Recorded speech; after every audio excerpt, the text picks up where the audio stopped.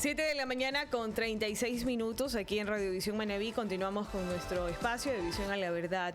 Ecuador vive atrapado en la reacción. El crimen organizado avanza, se infiltra, se adapta, mientras que el Estado vemos que está improvisando. Entonces, ¿qué significa esto para prevenir y no solamente castigar? Muchísimos expertos cuestionan que se brinden estados de excepción, que se militarice el país, pero que siguen generando situaciones de violencia, que se siguen presentando hechos bastante fuertes. Lamentable, en las últimas 24 horas, solamente en Guayaquil, en un evento familiar, más de 20 heridos y varias personas fallecidas. Aquí en la ciudad de Manta, los hechos de violencia no cesan. Y es por ello que en nuestro espacio de Visión a la Verdad hemos invitado a Michelle Maffeit, quien es una experta en seguridad, también es docente de la Universidad de Guayaquil, y ella le invitamos a que nos explique qué es lo que pasa en nuestro Ecuador. Necesitamos una política preventiva, seria, sostenida para enfrentar el crimen organizado sin caer en lo que mencionaba, el tema de la militarización, o qué exactamente es lo que necesitamos. Un gusto saludarle, doctora. Muchísimas gracias por aceptar este espacio de entrevista. Quien le habla, Tanya Zambrano, desde la ciudad de Manta. Hola Tania, muy buenos días. Muchísimas gracias por la invitación y también por el espacio. Bueno, yo creo que de entrada tú le diste al clavo. La ciudadanía constantemente, no solamente este gobierno, por si acaso, sino desde el gobierno de, se podría decir, Lenín Moreno, hasta Guillermo Lasso, que se empezó a sentir ya los estragos de la presencia del crimen organizado sostenidamente en el país. Siempre han estado detrás de, tienen que dar bala a los criminales y a los grupos delictivos. Esto se podría ver como justicia divina, porque voy a decirlo muy burdamente, todo el mundo está cabreado en la criminalidad. La gente quiere salir a la calle, que no le roben. La gente quiere estar en una fiesta y que no entren sicarios. Y tiene sentido. El problema de que la ciudadanía esté pidiendo específicamente eso es que los gobiernos de turno se lo dan, y al hipermilitarizar sin tener inteligencia, sin tener estrategia, sin tener un plan de contingencia holístico en el sentido no solamente militar, sino social, económico, también psicológico, por si acaso, para erradicar cierto tipo de violencia que fomenta que niños, niñas y adolescentes se vinculen al crimen organizado, como es el consumo de drogas brutales, que sucede mucho en Ecuador, y la violencia doméstica, que es extremadamente alta. El crimen organizado no va a parar, y el reclutamiento de niños, niñas y adolescentes como carne de cañón y trabajo barato tampoco va a parar. Entonces, hasta que la ciudadanía no le diga al gobierno, ¿sabes qué? Lo que quiero es una policía especializada en respuesta al crimen organizado.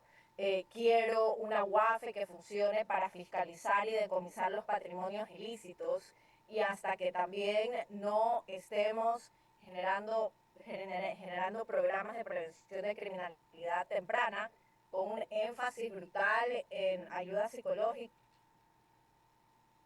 de los jóvenes, y también centros comunitarios donde los jóvenes puedan salir de sus familias altamente disfuncionales. Esto no va a parar. Y si te das cuenta, estratégicamente, en este momento en Manabí la tasa de homicidios ha bajado, en Guayas también, pero la gran mayoría de operativos militares se han concentrado en Manabí y en Guayas, lo que ha generado un efecto globo en la provincia de Los Ríos. Y al mismo tiempo hay 3 nuevos, se podría decir, cantones, que son los santuarios del narco, que es La Maná, Las Naves y Echandía. ¿Y por qué específicamente estos 3 cantones? Porque ahí es donde son los puntos de acopio donde la droga está, para pasar por los ríos y eventualmente llegar a los puertos de Manta o llegar a los puertos de aguas profundas aquí en la provincia de Guayas. Doctora, usted menciona algo bastante fuerte, que es el tema del tejido social y ahí el tema de los menores que están siendo reclutados, y también nos nombra a lugares específicos. Pero antes de avanzar en esto, ¿por qué el Estado, y es propicio que usted haya hecho esa aclaración, no estamos hablando del gobierno actual, pero por qué los gobiernos o por qué el Ecuador solo reacciona cuando hay muertos? ¿Dónde está el tema de la estrategia de seguridad del país? ¿Existen políticas o nunca ha existido eso? Yo creo, y no sé si estoy equivocada, y si es así, por favor, corríjame, prevenir el crimen ya ha dejado de ser una prioridad porque ya no hay ese rédito político. Sí, lamentablemente no hay tal cuestión como una política de criminalidad en términos no solamente de la criminalidad común en el Ecuador, sino específicamente contra el crimen organizado. Es por eso que nuestro COIP y la Fiscalía básicamente es una buena para nada, porque las leyes están escritas por default para hacerle una respuesta a la criminalidad común y no al crimen organizado. Ahora, ¿esto es culpa de los gobiernos? Sí, pero también es culpa de la ciudadanía, que específicamente nosotros queremos que den bala. Y no es vuelvo a reiterar, no es culpa de la ciudadanía porque no todo el mundo es experto en crimen organizado. La gente no es que necesariamente tienen que saber, pero sí creo que deberían escuchar a las personas que sí saben que a nivel nacional son 10 y ninguna de las 10 está trabajando activamente con el gobierno de turno, de lo que se sabe. Hubo 2 colaboradores que estuvieron en la campaña, por ejemplo, de RC, porque RC se tomó la molestia de escogitar 2 expertos nacionales, pero el resto de partidos políticos no hicieron absolutamente nada en escuchar, aunque sea lo que tenían que decir los expertos nacionales. Se limitan a escuchar expertos internacionales, y eso es gravísimo, porque cómo está el crimen organizado en el Ecuador y cómo funciona es totalmente diferente a cómo funciona en Colombia y cómo funciona también en Perú. Entonces tienen que escuchar por default a expertos nacionales que saben del tema. Pero justo siendo yo de la costa ecuatoriana, ¿qué es lo que nos estamos dando cuenta acerca del crimen organizado? De que entre más bala empiecen a dar sin tener una política pública detrás de qué hacer, de prevención, de inteligencia específicamente y de inteligencia estratégica, lo que están generando es que haya más miembros, más jóvenes que se vinculen al crimen organizado, porque detrás de ese joven que lo maten, a ese sicario, o lo metan a un centro de privación de libertad donde posiblemente lo maten, va a salir 3 personas más que van a querer ocupar su puesto. Y usted menciona algo sobre el tema de la estrategia detrás del despliegue militar que no se ve que existe. Entonces, ¿qué pasa, por ejemplo, cuando los militares asumen tareas policiales y la línea entre la defensa y la represión se borra? El problema de los militares y de Policía Nacional es que no tienen la capacitación de crimen organizado. No obstante, justo hace 2 días hablé con Policía Nacional y también con Fuerzas Armadas, y ellos están muy claros de que la estrategia actual no está dando resultados y que los muertos... Son las 7 de la mañana con 45 minutos. Estamos en vivo hablando sobre seguridad. Estamos esperando reactivar con ella la comunicación. Estábamos conversando con la doctora Michelle Maffeis, experta en seguridad y docente universitaria con más de 5 años de experiencia en temas de prevención del crimen organizado y lavado de activos. Ella nos mencionaba algo bastante importante sobre, por ejemplo, el poco interés que tienen, que existen en el poder o en los candidatos presidenciales para hablar de políticas de seguridad, y que los que están interesados lamentablemente traen personal de otro país donde desconocen la realidad del pueblo ecuatoriano, desconocen lo que estamos viviendo nosotros los ecuatorianos, que también es una situación bastante fuerte. Y al preguntarle sobre el tema de la militarización en el caso de las tareas policiales y la línea entre la defensa y la represión, ella estaba siendo bastante enfática en explicar de que la policía o los militares no tienen el conocimiento, que están actuando actuando sin previas capacitaciones. Doctora, retomamos con usted este espacio para que continúe con la idea. Sí, Tania, discúlpeme que justo estaba pasando por el túnel porque estoy yendo a mi trabajo. Pero bueno, les estaba comentando de que Policía Nacional y Fuerzas Armadas, de que hablé con un par de agentes activos el día domingo y les estaba preguntando cómo está la situación específicamente en el sector donde están las esclusas de Guayaquil, que es el Guasmo, en el sur de Guayaquil. Siempre yo los fines de semana voy a territorio, trato siempre de estar en territorio. Hasta el momento no me ha pasado nada. Y me acerco, por si acaso, con toda naturalidad a preguntar. Y específicamente las fuerzas del orden, ellos me dicen que la estrategia que ha optado el gobierno de turno y las autoridades competentes de Policía Nacional como de Fuerzas Armadas no está dando estrategia, no está dando resultado esa estrategia. Y que los muertos siguen asomando día a día y que ellos sí saben y se dan cuenta que no está cambiando nada, al revés, hay más violencia en calle.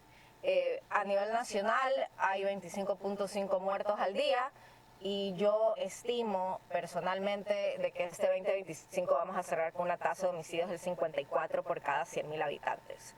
Y yo creo que una gran parte del problema es la ciudadanía, que no entendemos que el Ecuador es el país más violento de toda América Latina y el Caribe. Somos más violentos que Haití en términos de la escalada y la multiplicación de la violencia que hemos vivido en básicamente 5 años, que es extraordinario. Y tampoco entendemos que parte del problema del crimen organizado es la normalización social de la corrupción sistemática y el aplaudir el dinero mal habido. Voy a dar un gran ejemplo de Manta específicamente, de Manabí. Manta tuvo un crecimiento exponencial de los últimos 15 años. Yo quisiera saber qué empresa legal, en efecto, tendría sentido, o algunas empresas legales que estén en Manta tengan la capacidad de generar el capital necesario para que en 15 años básicamente construyan una ciudad entera de lo que hoy en día es Manta. Manta y muchísimas partes de Guayaquil son la consecuencia directa del lavado de activos, no de un grupo social o sector privado empresarial fuerte. Y yo creo que el hacernos los tontos, no solamente en Manabí, no solamente en Guayas, sino en general en el país, es lo que ha desembocado en la situación de inseguridad que vivimos hoy en día. Por si acaso, si no se pone un freno, la situación puede empeorar incluso más de lo que estamos viviendo hoy en día en términos de inseguridad. Esto genera muchísima preocupación y es una alerta latente. Ahora, al hablar, por ejemplo, de lavado de activos, ¿cuánto dinero el crimen organizado tiene, por ejemplo, circulando hoy en los sistemas financieros ecuatorianos? ¿Por qué, más o menos, Tania, el dinero ilícito representa el 40% del PIB nacional. Entonces, básicamente el 50% de la economía, casi. Wow. Y, por ejemplo, ¿por qué la UAFE solamente sirve para prevenir o para ciertos grupos de poder? ¿Y por qué el lavado de activos solo se investiga aquí en el Ecuador cuando hay una presión internacional? Porque la UAFE, no invierten en personas que saben, no invierten en tecnología y lamentablemente el sistema judicial, como los sistemas de inteligencia, se prestan a la persecución política y a no a generar inteligencia estratégica. Y eso no es una cuestión de ahora, es una cuestión de años en el Ecuador. ¿Y qué sectores del Ecuador, por ejemplo, son los que están más infiltrados con el tema del lavado activo, con el tema del dinero sucio? Múltiples actores, desde empresas, constructoras. El crimen organizado tiene la capacidad económica de inclusive tener bufete de abogados que los representen. También hay una cuestión que se llama dentro del concepto financiarización.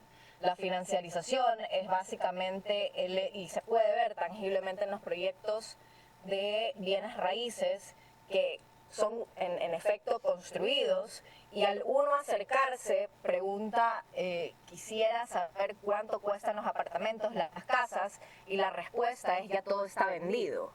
Y es falso, porque nadie vive en esos apartamentos o en esas casas.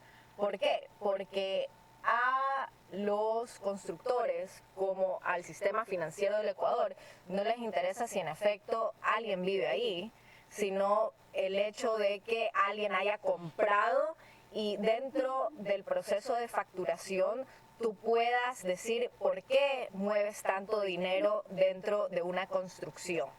Es básicamente un esquema de lavado de activos de los grupos de delincuencia organizada, que dentro de una, por ejemplo, constructora o empresa de bienes raíces, mueven el dinero y hay pérdidas significativas. Sin embargo, indiferentemente de las pérdidas significativas, pueden usar el 50% del dinero que están lavando. Wow. Y al hablar, por ejemplo, no de Manta, sino Tania, disculpe que justo les estoy mandando mensajes, creo que no los está leyendo, ya me tengo que ir. Millón de disculpas. Gracias, doctora, le agradezco. Me encantaría poder seguir conversando con usted sobre estos temas, porque realmente el tema de la inseguridad tiene muchísimo análisis, y yo, ya para cerrar la idea, me gustaría entender por qué la provincia de Manabí se está convirtiendo en una base logística del crimen organizado. Y hablo como provincia, cantones, perfil costero. Vemos que incluso una de las personas más buscadas fue capturada, fue encontrada aquí en nuestra provincia. Entonces, ¿cuál sería su reflexión o su análisis? Manabí tiene un problema de crimen organizado histórico. Ustedes tuvieron el primer grupo de delincuencia organizada llamado Los Queseros en el 85, y de ahí en el 95 se estableció Los Choneros como tal. Y los choneros han tenido básicamente muchísima relación con el cartel de Sinaloa desde el 2000. Entonces es una cuestión histórica de Manabí. Y por otro lado, yo quisiera que me mencionen empresas que muevan miles y miles de millones de dólares y estén en Manabí. Creo que pasen de 5. Si es que, y siendo muy, se podría decir, positiva. Entonces, eso, más los problemas estructurales de corrupción y de idiosincrasia del Ecuador en general, es básicamente una bomba perfecta para el problema de inseguridad que vivimos hoy en día. Muchísimas gracias, doctora.